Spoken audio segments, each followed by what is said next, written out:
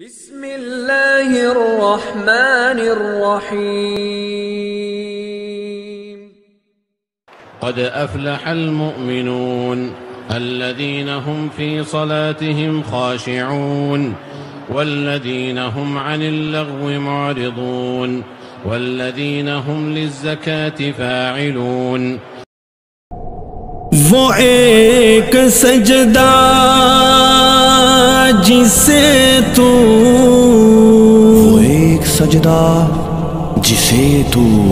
گراں سمجھتا ہے ہزار سجدوں سے۔ احباب کرام، رفع الیدین ایک معرکۃ الآراء مسئلہ ہے۔ خیر القرون سے ہی یہ مسئلہ اختلافی ہے۔ ہمارا دعویٰ اور عمل یہ ہے کہ ہم نماز کے شروع میں ہی رفع الیدین کرتے ہیں، اس کے بعد نہیں کرتے ہیں، اور یہ صاف صحیح اور صریح اور غیر معارض غیر محتمل حدیث سے ثابت ہے۔ اس ویڈیو میں ہم آپ کے سامنے چند باتیں پیش کریں گے۔ پہلا تو حدیث مبارک آپ کے سامنے رکھیں گے جو جامع ترمذی کی ہے، جس کا نمبر 257 ہے انٹرنیشنل، اور کہیں پر کچھ نمبر ہوتا ہے الگ الگ ایڈیشن میں۔ یہ جو آپ کے سامنے اسکرین میں آنے والا ہے اس کا نمبر 244 ہے۔ حدثنا حناد ووقی عن سفیان عن عاصم بن کلیب عن عبد الرحمن بن الاسود عن علقمہ قال قال عبداللہ بن مسعود رضی اللہ تعالی عنہ الا اصلی بکم صلاة رسول اللہ صلی اللہ علیہ وسلم فصلی فلم یرفع یدیہ الا فی اول مرہ۔ ترجمہ ملاحظہ فرمائیں۔ حضرت علقمہ رضی اللہ تعالی عنہ سے روایت ہے کہ حضرت عبداللہ بن مسعود رضی اللہ تعالی عنہ نے فرمایا، کیا میں تمہیں رسول اللہ صلی اللہ علیہ وسلم کی نماز پڑھ کر نہ دکھاؤں؟ پھر آپ نے نماز پڑھی اور تکبیر تحریمہ کے علاوہ رفع الیدین نہیں کیا۔ اس باب میں برا بن عازب رضی اللہ عنہ سے بھی روایت ہے۔ امام ابو عیسیٰ ترمذی رحمۃ اللہ علیہ فرماتے ہیں کہ حدیث ابن مسعود رضی اللہ عنہ حسن ہے، اور یہی قول ہے صحابہ رضی اللہ عنہ کا اور تابعین میں سے اہل علم کا، اور سفیان ثوری رحمۃ اللہ علیہ کا، اور اہل کوفہ کا بھی یہی قول ہے۔ دوستوں، جب اس حدیث کو پیش کیا جاتا ہے تو ایک سانس میں فرقہ غیر مقلدین کے لوگ کہتے ہیں کہ اس حدیث میں سفیان ثوری رحمۃ اللہ علیہ ان سے روایت کر رہے ہیں اور تدلیس کر رہے ہیں، اس لیے یہ حدیث ضعیف ہے، حالانکہ اصول حدیث سے یہ حدیث بالکل ثابت ہے، صحیح حسن ہے۔ امام ترمذی رحمۃ اللہ علیہ اس پہ اس کا حکم لگا رہے ہیں۔ آگے ہم دیکھیں گے کہ ان کے شیخ علامہ شیخ البانی رحمۃ اللہ علیہ نے بھی اس حدیث کو اصول حدیث کی بنیاد پہ صحیح مانا ہے۔ آپ کے اسکرین پہ شیخ علامہ البانی رحمۃ اللہ علیہ کی کتاب مشکات المصابیح مع تحقیق شیخ ناصر الدین البانی ہے، صفحہ نمبر 254 ہے۔ اردو ترجمہ آپ کو ہم پڑھ کے سناتے ہیں۔ اور امام ترمذی رحمۃ اللہ علیہ نے ان کی مخالفت کی، یعنی جنہوں نے اس کے اوپر کلام کیا اس حدیث پر، فرمایا یہ حسن حدیث ہے، جبکہ حق یہ ہے کہ یہ حدیث صحیح ہے اور اس کی سند امام مسلم کی شرط پر صحیح ہے۔ کیا بڑی بات کہی انہوں نے کہ امام ترمذی رحمۃ اللہ علیہ نے تو حسن کہا ہے، لیکن سچ تو یہ ہے کہ یہ حدیث صحیح ہے اور اس کی سند امام مسلم رحمۃ اللہ علیہ کی شرط پر صحیح ہے۔ اور جن لوگوں نے اس میں علت بیان کی ہے، ہمیں ان کی بات کی کوئی ایسی دلیل نہیں ملتی جس کو تھاما جائے اور اس کی وجہ حدیث کو رد کیا جائے۔ اس کی اور تفصیلات انہوں نے لکھی ہے۔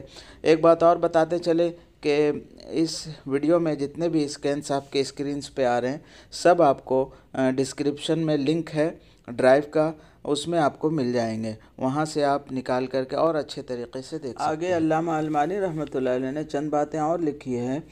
دیانتداری کا تقاضا یہ ہے کہ وہ بھی آپ کے سامنے رکھ دیا جائے۔ انہوں نے لکھا کہ ہم نے اس مجمل بات کی تفصیل صحیح السنن میں بیان کر دی ہے، لیکن اس حدیث کو ماقبل میں بیان کردہ رکوع اور سجود میں رفع یدین کا اثبات کرنے والی احادیث کے مقابلے میں پیش کرنا جائز نہیں ہے، کیونکہ یہ نفی کرنے والی ہے اور وہ اثبات کرنے والی ہے، اور علم اصول کا طے شدہ قاعدہ ہے کہ اثبات مقدم ہوتا ہے نفی پر۔ یہ بات انہوں نے لکھی ہے لیکن اس کا کوئی حوالہ نہیں دیا ہے۔ فقہاء کرام فرماتے ہیں کہ یہ اصول کی کوئی بات ایسی اگر طے کر لی جائے تو پھر تو بہت سارا معاملہ ہمارے لیے پریشان کن ہو جائے گا۔ جیسے شراب جو ہے اس کے قرآن شریف میں ایک مقام پہ جو ہے کہا گیا ہے کہ اس سے کچھ فائدہ بھی ہے، یعنی اس کا اثبات ہے، آگے جا کر کے اس کا انکار ہے، تو پھر کیا کریں گے؟ اسی طریقے سے حضور صلی اللہ علیہ وسلم اپنی نواسی کو اٹھا کر کے نماز پڑھتے تھے اور بغیر نواسی کے بھی نماز پڑھتے تھے، یعنی اثبات اور نفی دونوں ہیں، تو پھر کیا کریں گے؟ اسی طرح حضور صلی اللہ علیہ وسلم جوتا پہن کر کے بھی نماز پڑھتے تھے اور جوتا رکھ کر کے بھی نماز پڑھتے تھے۔ تو فقہاء کرام فرماتے ہیں کہ اصل راجح مرجوح اور ناسخ منسوخ اور اولا غیر اولا ثابت ہونا چاہیے۔ آگے آپ کے اسکرین پہ علامہ ابن حجر عسقلانی رحمۃ اللہ علیہ کی کتاب طبقات المدلسین ہے۔ اس کا صفحہ نمبر 13 ہے اور مارک کیا ہوا ہے۔ اس کا ترجمہ ہم آپ کو پڑھ کر کے سناتے ہیں۔ دوسرا طبقہ، جن کی امامت اور کثیر روایتوں میں قلیل تدلیس کی وجہ سے ان کی تدلیس کو ائمہ نے قبول کیا ہے اور صحیح کے اندر ان سے روایت لی ہے، جیسا امام ثوری، یا وہ صرف ثقہ سے تدلیس کرتے ہوں جیسے امام ابن عیینہ رحمۃ اللہ علیہ۔ طبقات المدلسین 13 نمبر صفحہ۔ آگے آپ کے اسکرین پہ مقالات محدث مبارک پوری، یہ فرقہ غیر مقلدین کے بڑے عالم ہیں، اور اس میں لکھتے ہیں کہ سفیان ثوری رحمۃ اللہ علیہ کی تدلیس مضر صحت نہیں ہے۔ فرقہ غیر مقلدین کے دوسرے عالم منیر احمد سلفی صاحب اپنی درس صحیح بخاری میں لکھتے ہیں، جمہور محدثین تیسرے درجے کے مدلس کو نظر انداز نہیں کرتے، پھر اور دوسرے طبقہ کی تدلیس محدثین نے نظر انداز کر دی ہے، جیسا کہ سفیان ہیں، ان کی تدلیس بہت ہی نادر ہے، 100 میں سے کہیں ایک میں تدلیس ہوگی۔ آپ کے اسکرین پہ کتاب ہے نشاط العبد، لکھنے والے علامہ سید ابو محمد بدیع الدین صاحب۔ حدیث کے بعد لکھتے ہیں، سوال: سفیان ثوری مدلس ہیں اور عن سے روایت کرتا ہے؟ جواب: اولاً اس کے عن بوجہ مرتبہ ثانیہ ہونے کے معتبر ہے۔ ابن حجر طبقات المدلسین میں یہی لکھے ہیں جو ہم نے آپ کو پہلے دکھایا ہے۔ دوستوں، آپ نے ابھی تک اصول حدیث کے مطابق بہت سارے شواہد کا مشاہدہ کیا۔ آگے ہم آپ کو دکھانے والے ہیں کہ سفیان ثوری رحمۃ اللہ علیہ عن سے روایت کہاں کہاں کر رہے ہیں، یعنی ہم سب کا اہل سنت والجماعت کا اس بات کا اتفاق ہے کہ قرآن شریف کے بعد بخاری شریف اور مسلم شریف سب سے صحیح السند اور اچھی کتابیں ہیں حدیث کی۔